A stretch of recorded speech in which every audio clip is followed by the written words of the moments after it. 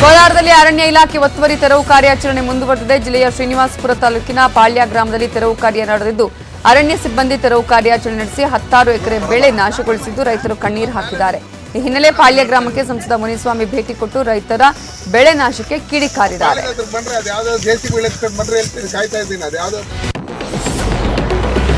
ದಾವಣಗೆರೆ ಜಿಲ್ಲೆಯಲ್ಲಿ ನಡೆದ ಲೋಕ್ ಅದಾಲತ್ನಲ್ಲಿ 13 ಜೋಡಿಗಳು ಒಂದಾಗಿವೆ. ಕಳೆದ 5 ವರ್ಷದಿಂದ ವಿಚ್ಛೇದನಕ್ಕಾಗಿ 13 ಜೋಡಿಗಳು ಕೋರ್ಟ್ ಮೆಟ್ಟಿಲೇರಿದ್ದವು.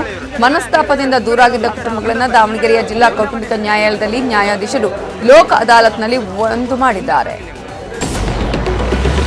ಬೆಂಗಳೂರಿನ ಎಂಜಿ ರಸ್ತೆ ಬ್ರಿಗೇಡ್ ರಸ್ತೆಯಲ್ಲಿ ವೀಕೆಂಡ್ ಮೋಜಿನಲ್ಲಿದ್ದ ವಿದೇಶಿ ಪ್ರಜೆಗಳಿಗೆ ಪೊಲೀಸರು ಶಾಕ್ ಕೊಟ್ಟಿದ್ದಾರೆ. ಬ್ರಿಗೇಡ್ ರಸ್ತೆಗಳಲ್ಲಿ ಅನೈತಿಕ ಚಟುವಟಿಕೆಗಳ ಬಗ್ಗೆ ದೂರುಗಳು ಬರ್ತಾ ಇದ್ವು. ಕೇಂದ್ರ ವಿಭಾಗ ಡಿಸಿಪಿ ಶೇಖರ್ ಟಿಎಚ್ ರಾತ್ರಿ ರೌಂಡ್ಸ್ ಹಾಕಿದ್ದಾರೆ. ಡಿಸಿಪಿಯನ್ನ ಕಂಡೊಡನೆ ಎದ್ನೋ ಬಿದ್ನೋ ಅಂತ ವಿದೇಶಿ ಪ್ರಜೆಗಳು ಓಡಿದ್ದಾರೆ. ಈ ಹಿಂದೆ ಕೂಡ ದಾಳಿ ನಡೆಸಿ ಹಲವರನ್ನ ಪೊಲೀಸರು ವಶಕ್ಕೆ ಪಡೆದಿದ್ರು. ಭಾರತದ ಆತಿಥ್ಯದಲ್ಲಿ G20 ಶೃಂಗಸಭೆ ನಡೀತಾ ಇದೆ. ಶೃಂಗಸಭೆಯಲ್ಲಿ ಸಬ್ಕಾ ಸಾಥ್ ಸಬ್ಕಾ ವಿಕಾಸ್ ಮಂತ್ರದ ಜೊತೆಗೆ ವಸುದೈವ ಕುಟುಂಬಕಂ ಥೀಮ್ನಲ್ಲಿ ಅನೇಕ ವಿಚಾರಗಳು ಚರ್ಚೆಯ ಜೊತೆಗೆ ಭಯೋತ್ಪಾದನಾ ನಿಗ್ರಹ, ಇಂಧನ, ಆರ್ಥಿಕ ಭದ್ರತೆಯ ಬಗ್ಗೆ ಸಮಾಲೋಚನೆ ನಡೆಸಲಾಯಿತು. ಆಫ್ರಿಕನ್ ಯೂನಿಯನ್ ಅನ್ನ ಹೊಸ ಸದಸ್ಯನಾಗಿ ಸ್ವಾಗತಿಸಲಾಯಿತು. ಇನ್ನು 73 ಘೋಷಣೆಗಳನ್ನು G20 ಶೃಂಗಸಭೆಯಲ್ಲಿ ಅಂಗೀಕರಿಸಲಾಗಿದೆ.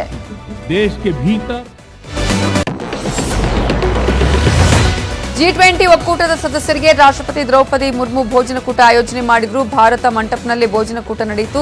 ಅಮೆರಿಕ ಅಧ್ಯಕ್ಷ ಜೋ ಬೈಡನ್, ಇಂಗ್ಲೆಂಡ್ ಪ್ರಧಾನಿ ರಿಷಿ ಸುನಕ್ ಸೇರಿದಂತೆ ಎಲ್ಲಾ ಪ್ರತಿನಿಧಿಗಳು, ರಾಜತಾಂತ್ರಿಕ ಅಧಿಕಾರಿಗಳು ಸೇರಿದಂತೆ 170 ಗಣ್ಯರು ಭಾಗಿಯಾಗಿದ್ರು. ಇವತ್ತು ರಾಜ್ಘಾಟ್ಗೆ ವಿಶ್ವ ನಾಯಕರು ಭೇಟಿ ಕೊಟ್ಟು ಮಹಾತ್ಮ ಗಾಂಧಿ ಸಮಾಧಿಗೆ ನಮನವನ್ನ ಸಲ್ಲಿಸಲಿದ್ದಾರೆ.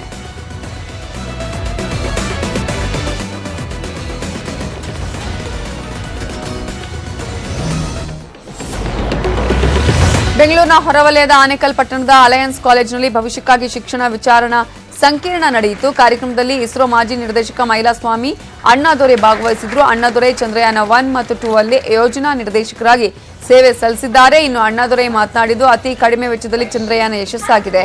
ಇಡೀ ವಿಶ್ವವೇ ಭಾರತದತ್ತ ತಿರುಗಿ ನೋಡ್ತಿದೆ ಅಂತ ಹೇಳಿದ್ರು.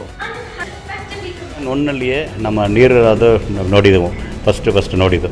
ಆಮೇಲೆಯೇ ಅದು ಪೋಲ್ನಲ್ಲಿ ಒಂದು ಚಂದ್ರಯಾನ್ ನೋಡಿದ ನಮ್ಮ ಒಂದು ಚಂದ್ರನಲ್ಲಿ ಪೋಲ್ನಲ್ಲಿಯೇ ಅದು ತೋರಿಸಿದಾಗ ತುಂಬ ಇದೇನು ಅದಕ್ಕಾಗಿ ಪೋಲ್ ನಿಮ್ಮನ್ನು ಲ್ಯಾಂಡ್ ಆಗಬೇಕು.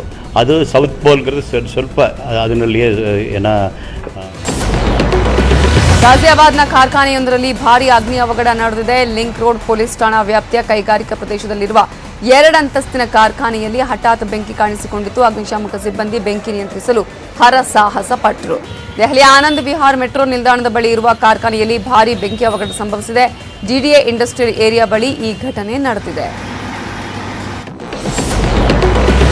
ಶಿವಮೊಗ್ಗದಲ್ಲಿ ಸಪ್ತಸಾಗರದ ಆಚೆ ಎಲ್ಲೋ ಸಿನಿಮಾ ವಿಜಯ ಯಾತ್ರೆಯ ಸಂಭ್ರಮ ಮನೆ ಮಾಡಿತ್ತು. ನಗರದ ಶ್ರೀ ವೀರಭದ್ರೇಶ್ವರ ಥಿಯೇಟರ್ಗೆ ನಟ ರಕ್ಷಿತ್ ಶೆಟ್ಟಿ ಹಾಗೂ ಚಿತ್ರತಂಡ ಆಗಮಿಸಿತ್ತು. ಅಭಿಮಾನಿಗಳು ಪಟಾಕಿ ಸಿಡಿಸಿ ರಕ್ಷಿತ್ಗೆ ಹೂವಿನ ಹಾರ ಹಾಕಿ ಸ್ವಾಗತಿಸಿದ್ರು. ಈ ವೇಳೆ ರಕ್ಷಿತ್ ಜೊತೆ ಸೆಲ್ಫಿಗೆ ಅಭಿಮಾನಿಗಳು ಮುಗಿಬಿದ್ದಿದ್ರು.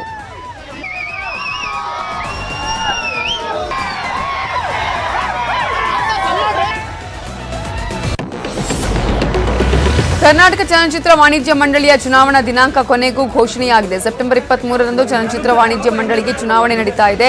ಈ ಬಾರಿ ಅಧ್ಯಕ್ಷ ಸ್ಥಾನ ವಿತರಕರಿಗೆ ಮೀಸಲಿದ್ದು ಅಧ್ಯಕ್ಷ ಸ್ಥಾನಕ್ಕೆ ಭಾರೀ ಪೈಪೋಟಿ ಶುರುವಾಗಿದೆ. ಏಷ್ಯಾ ಕಪ್ 2023ರ ಟೂರ್ನಿ ರೋಚಕ ಘಟ್ಟದತ್ತ ತಲುಪ್ತಾ ಇದೆ. ಶ್ರೀಲಂಕಾದಲ್ಲಿ ಇವತ್ತು ಭಾರತ ಮತ್ತು ಪಾಕಿಸ್ತಾನ ನಡುವೆ ಹೈ ವೋಲ್ಟೇಜ್ ಮ್ಯಾಚ್ ನಡೆಯಲಿದೆ. ಸೂಪರ್ 4 ರಲ್ಲಿ ಈಗಾಗಲೇ ಮೊದಲ ಪಂದ್ಯ ಗೆದ್ದಿರುವ ಬಾಬರ್ ಪಡೆ ಮತ್ತೊಂದು ಜಯದತ್ತ ಕಣ್ಣಿಟ್ಟಿದ್ರೆ ಇತ್ತ ಟೀಂ ಇಂಡಿಯಾ ಮೊದಲ ಗೆಲುವಿನ ಆಸೆಯಲ್ಲಿದೆ.